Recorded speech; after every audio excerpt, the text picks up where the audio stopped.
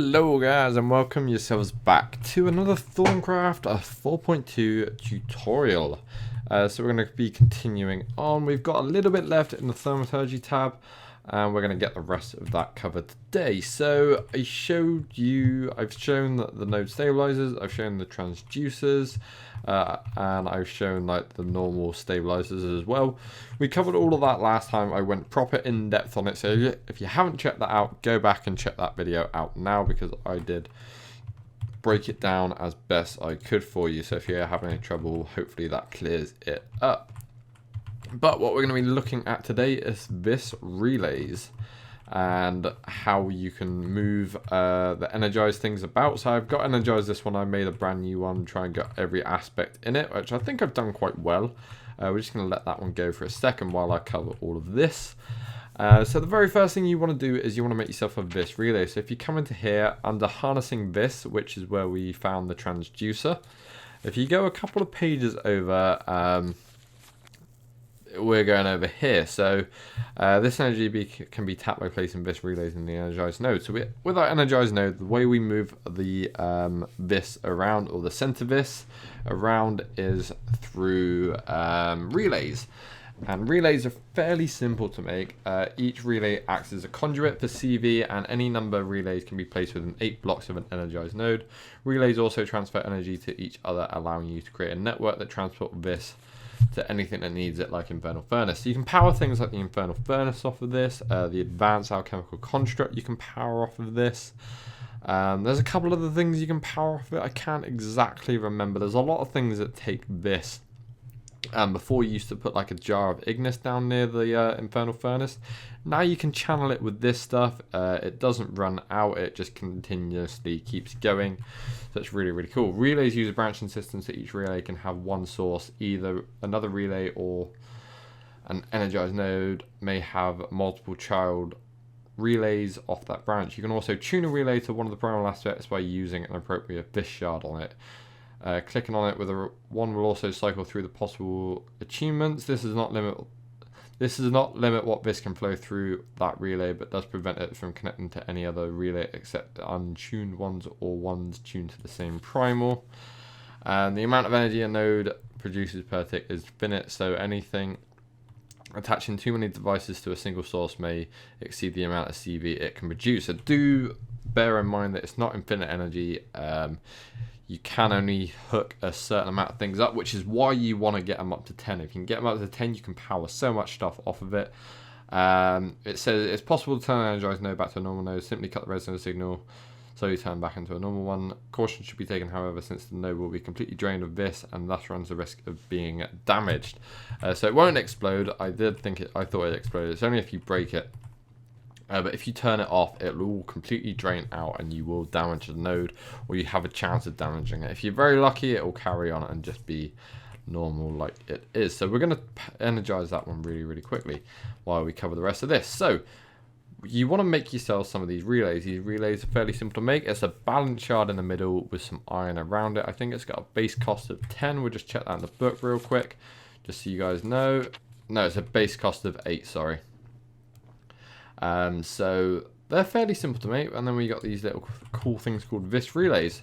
Another thing I want to cover is this thing here, VIS charging relay. These things are really, really awesome. Basically, they allow you to put it on top of an arcane workbench. It only works on an arcane workbench, and it's quite slow compared to other ways of charging your wand, but it will work off the energized node, whereas other methods won't. This is the only method that works off the energized node for charging anything. So we got one of these relay things, which I'm going to show you how they work in a second as well. And that's going to lead us onto the focal manipulator, which we'll get onto in just a second. So we've energized this one down now. We've got quite a fair balance there. We got 4 on all of them, and we got 5 on Aqua. I'm happy with that one right there. And so we're going to look at a couple of things you can do with this. So if you have a look here, we place that there, and we place that there. You can see the energized node will power into this one here. We don't actually have. Let's actually just quickly make let's cover this because this is going to take a load of stuff out of here for us. So as you can see, that is powering over to here, and we're going to show you how to recharge a wand off of it. First things first though, I'm going to cover the focal manipulator. So this thing here will allow you to basically enchant your focuses. Before, you used to be able to chuck them onto an enchant table, randomly luck your enchant and see what happens. Cannot do that anymore. You have to use the Thaumcraft focal manipulator.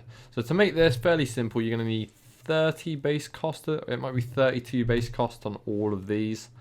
Just double check that. Yes, 32 base cost on all of them, sorry.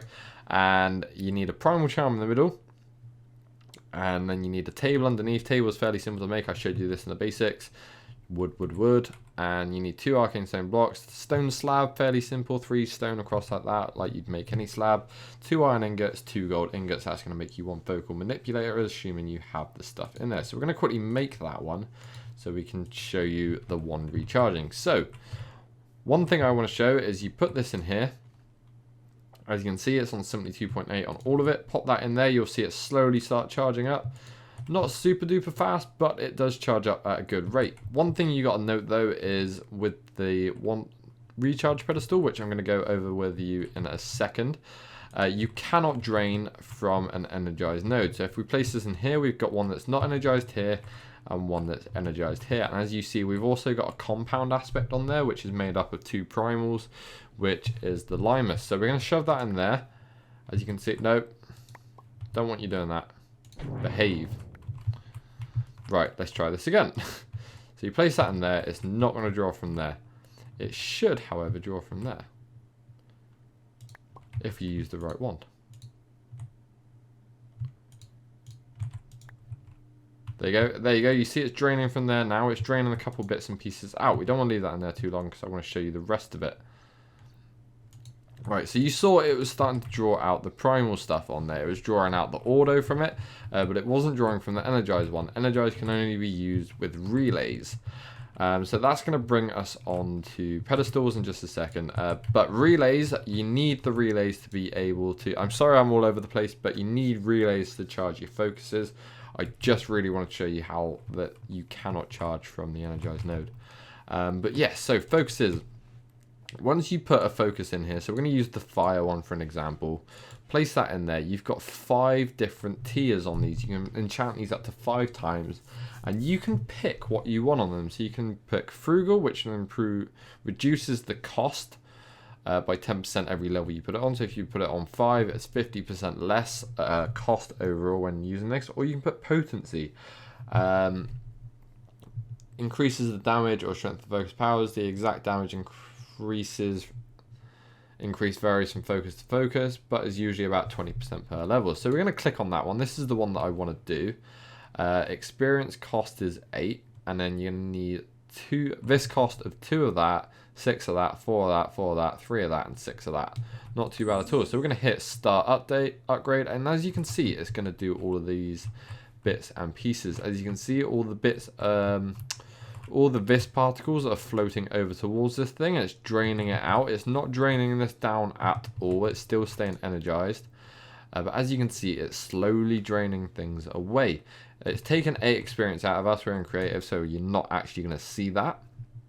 But as you can see, it's slowly going down. It's telling you how much terror's left, how much of this is left, blah, blah, blah. Almost there. Very, very close. And then you'll see, at the minute, it's Ignis 0.1 VIS per tick. And then we've got potency on there. So you see down on the purple there, it says potency. So when we get to level 2, we can add more things to it. So this really does change the game. You can change your focus. You can sort of mold it to the way that you want it. So Alchemist Fire, we can now add because we're on tier 2. This increases the potency of the elemental fire and the focus. Any target set alight will burn for much longer. So you can add that, or you can just go for more damage on it, or you can make it cheaper if it's getting far too expensive for you. It's up to you. You can do whatever you want with these focuses, and that's the really, really cool thing about it. So there's no more luck in the enchanted table anymore. It's very, very nice, and then some of them have really nice upgrades. Like, let's have a look at one in particular. 9 hells. Once you get up to tier 5, you get vampire bats. Once you get tier 5, put vampire bats on it. They'll set life out of their target to replenish their own health, but then some of it's also given back to you as well. So you can summon them, throw them at people, start killing them. They'll heal themselves, so your bats aren't going to die. They'll also heal you in the process, which is really, really cool. Let's quickly just go time set day. Right, so we've covered all that now, and now we want to move on to this bit. I don't want to spend too long on the episode, so I'm trying to breeze through this as fast as possible, ramming as much information down your throat as I can. So, one recharge pedestal is what we have here. This is what we're going to be going into now. So you've seen how it works, kind of. You got the arcane pedestal there. Fairly simple thing to make. It's just arcane stone bricks like that in a arcane workbench. And then you need a piece of gold opposite primal charm on an infusion table and 2 diamonds opposite each other. It's also going to take 10 oram essentia, 15 permutatio, and 15 precantatio. So that's how you make that one. You can also make a compound focus. I'll cover what this does in a minute. I'm just going to quickly show you how to make it though. So you're going to need 4 earth shards around redstone comparator, all opposite each other. You're going to need VIS filters as well, fairly simple things to make. 2 gold ingots and some silverwood planks in the middle. That will give you 2 each, so you only need to do that recipe twice. And then all of that, and then they all need to be opposite each other as well. You need 10 ordo essentia, 10 permutatio, and 15 precantatio to make that one. Not too bad at all. And we'll just have a look at the stability levels for them. That one there is minor, and that one there is a little bit more moderate, but they're not too bad overall. So we'll come over to this in a second as well. So, 1 recharge pedestal. This will allow you to recharge your wands at a much faster rate than sticking it in these tables. Obviously, the drawback is you've got to have one of these just floating around, and you can't use it to power anything else. This way, and it will drain this cell. This one stays active, and it won't drain itself, so you haven't got to wait for it if you're doing a lot of stuff. So you can leave like a wand in the bench, keep crafting, walk away from it, come back, and it'll be charged up again. This one here, you've got to wait for these things to recharge themselves, which is the drawback. So it's up to you which way you want to go with this. But as you saw, it was draining things out of here. It wasn't draining the compound though, which is 13 limus in there. So if you put this thing called a compound recharge focus on top of it, this, whoops, not there, on top of it, this will allow you to drain from compound aspects. So we've got the limus in there. Let's have a go and see if we can grab a little bit of that out and just demonstrate what it's actually doing. So let's have a look. 13 limus. There you go, and you can see up there in the corner, it's breaking down the limus in there. This has got quite a far reach on it as well. Bear that in mind. As you can see, it's even breaking down the vitrium in this one. Or vitium. And now it's fully recharged. So that's one good thing, but then you've got to wait for these to recharge. If you have them in the advanced stabilizers, they're not going to recharge at all. So they have advantages and drawbacks for every single option. Obviously, this way is a lot slower. That you saw how fast the one recharged in this. This one will recharge very slowly. This one's not going to recharge at all, so you're going to have to disable it if you want it to recharge. Blah, blah, blah. A lot of different interesting things on there. So the very last thing that I want to show you guys is the VIS relay necklace, and this allows us to move on to alchemy in the next episode. VIS storage. So this thing will hold a capacity of 250 of each VIS, I do believe. We'll have a look. We'll have a look in a second. But it'll pretty much recharge your wand while you're walking around. So you can wear it in your bauble slot as like a necklace. But let's have a quick look in here. So this is going to take 2 primal charms opposite each other. 4 mixed crystal clusters all opposite each other as well. And a mundane amulet in the middle. Mundane amulet is very, very simple to make. It's 3 pieces of string and a piece of gold. Shape crafting, no arcane work table needed. You're also going to need 24 oram essentia, 64 precantatio, 64 potentia, and 24 vacos. And this is going to make you this very beautiful little thing here. So as long as you have this on you, it should... Let's just go into game mode 0 here. I'm not sure if it's going to do it here. But as you're walking around, there you go, you see all this thing flashing colours? That is going to be recharging your necklace for you. So it's got a capacity of 250. I think that is 250 per thing. You can also, I believe you can. I haven't tested this out. I was told you could put it in the table and it would recharge itself. Obviously, not. There might be another way to do it. I'll have to find out. But as long as you're wearing it on you, as you can see, as long as you're near a VIS relay, it will work. See, as you can see where we walk away there, I think it's within 8 blocks. So the very last thing I want to show you, something that I just completely forgot about. So say you want to have your table away from this place. Oh, we need to go back into game mode 1. This is going to be real quick, but say you don't want to have your crafting table over here and you want to have it somewhere else. You can place it over here.